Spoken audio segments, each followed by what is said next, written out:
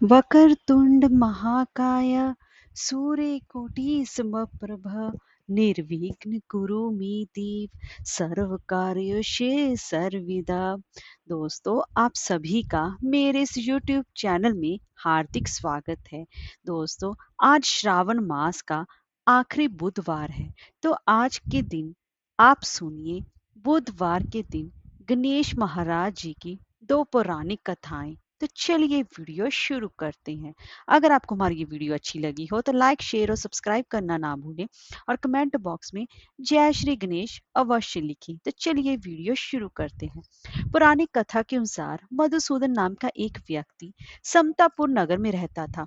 उसका विवाह पास ही में ही बलरामपुर की संगीता से हुआ था। वह सुंदर और सुशील थी।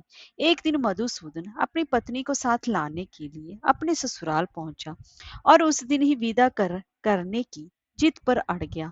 उस दिन बुधवार था। सभी ने समझाया कि बुधवार के दिन यात्रा ना करें, लेकिन वह नहीं माना।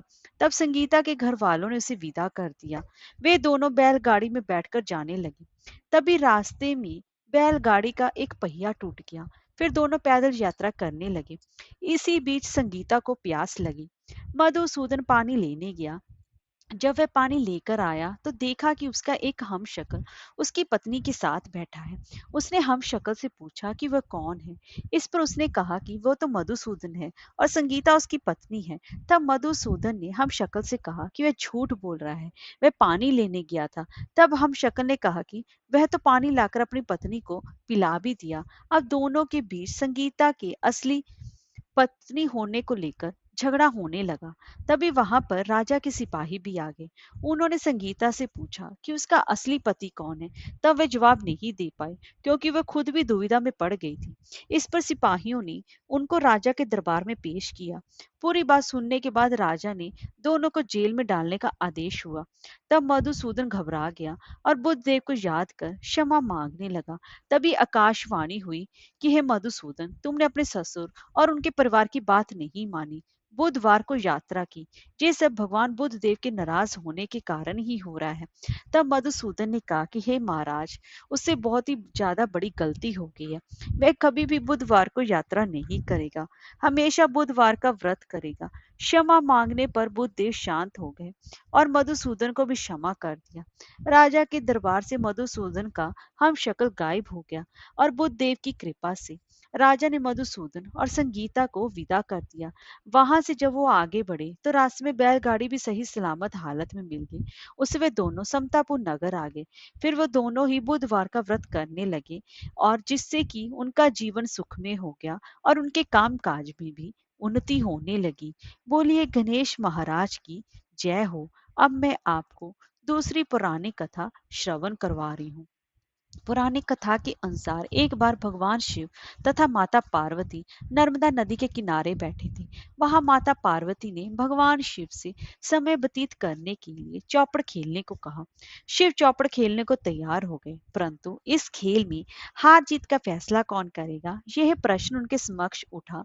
तो भगवान शिव ने कुछ तिनके एकत्रित कर उसका एक पुतला बनाकर उसकी प्राण प्रतिष्ठा कर दी और पुतले से कहा कि बेटा, हम चौपड़ खेलना चाहते हैं, परंतु हमारी हार जीत का फैसला करने वाला कोई नहीं है। इसलिए तुम बताना कि हम दोनों में से कौन हारा और कौन जीता। उसके बाद भगवान शिव और माता पार्वती का चौपड़ खेल शुरू हो गया। यह खेल 3 बार खेला गया और संयोग से तीनों बार ही माता पार्वती जी की जीत हुई। खेल समाप्त होने के बाद बालक से हार जीत का फैसला करने के लिए कहा गया, लेकिन उस बालक ने महादेव को ही विजयी बताया। यह सुनकर माता पार्वती क्रोधित हो गए और क्रोध में उन्होंने बालक को लंगड़ा होने, कीचड़ में पड़े रहने का श्राप दे दिया। बालक ने माता पार्वती से माफी मांगी और कहा कि ये मुझसे अज्ञानतावश ऐसा हुआ है, मैंने किसी द्वेष भाव में ऐसा नहीं किया। बालक के द्वारा क्षमा मांगने पर माता ने कहा, यहाँ गणेश पूजन के लिए नाग कन्याएं आएंगी। उनके कहे अनुसार तुम गणेश व्रत करो, ऐसा करने से तुम मुझे प्राप्त करोगे। यह कहकर माता पार्वती शिव के साथ कैलाश पर्वत पर चली गई। 1 वर्ष के बाद उस स्थान पर नाग कन्याएं आई। तब नाग कन्याओं से श्री गणेश जी के व्रत की विधि मालूम करने पर उस बालक ने 21 दिन लगातार गणेश जी का व्रत किया। उसकी श्रद्धा से गणेश जी प्रसन्न हुए। उन्होंने बालक को मनोवांछित फल मांगने के लिए कहा। उस पर उस बालक ने कहा कि हे विनायक, मुझ में इतनी शक्ति दीजिए कि मैं अपने पैरों से चलकर अपने माता पिता के साथ कैलाश पर्वत पर पहुंच सकूं और वह देखकर ये प्रसन्न हो। तब बालक को वरदान देकर श्री गणेश जी अंतर ध्यान हो गए। उसके बाद वह बालक कैलाश पर्वत पर पहुंच गया और कैलाश पर्वत पर पहुंचने की अपनी कथा उसने भगवान शिव को सुनाई। चौपड़ वाले दिन से ही माता पार्वती शिव जी से विमुख हो गई थी।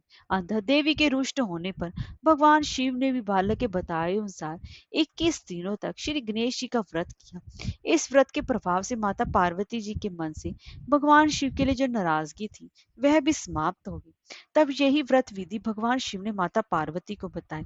यह सुनकर माता पार्वती के मन में भी अपने पुत्र कार्तिकेय से मिलने की इच्छा जागृत हुई। तब माता पार्वती ने भी 21 दिनों तक श्री गणेश जी का व्रत किया तथा दूर्वा, फूल और लड्डुओं से श्री गणेश जी का पूजन अर्चन किया।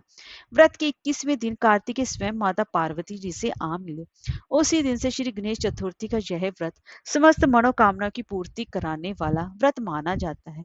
इस व्रत को करने से मनुष्य के सारे कष्ट दूर होकर मनुष्य को समस्त सुख सुविधाएं प्राप्त होती हैं। जय हो श्री गणेश महाराज जी की।